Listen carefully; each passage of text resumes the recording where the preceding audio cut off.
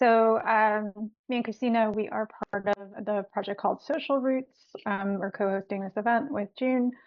Social Roots is a software platform that's run as a worker-owned co-op, and we got funded by the National Science Foundation to basically spend about 5 years researching this topic of what is preventing people from self-organizing into networks of networks, and what are the processes and technologies that are going to help?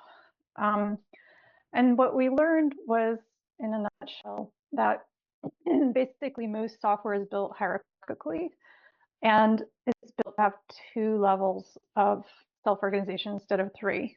So if you think about like Slack or project management tools or any sort of chat tools, they're made for one organization to use at a time. They're fundamentally sold to one organization. So they build the whole system, and it's a very hierarchical system. And then the second category of technologies out there is kind of social media. So if you think of Twitter and Mastodon and Facebook, and those are built fundamentally as public squares, and their business model is ad revenue. And basically, there's not really a sense of any sort of community space. So then what we've seen communities use is things like portals, forums, serves, and those are working better, but they're fundamentally siloed.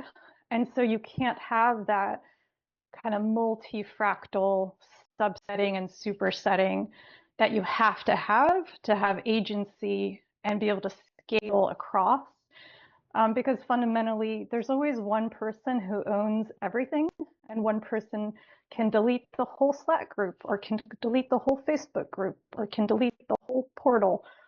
And that really makes it hard to get people to feel motivated, because everybody wants to have some control over their work, over their information, their knowledge, their relationships.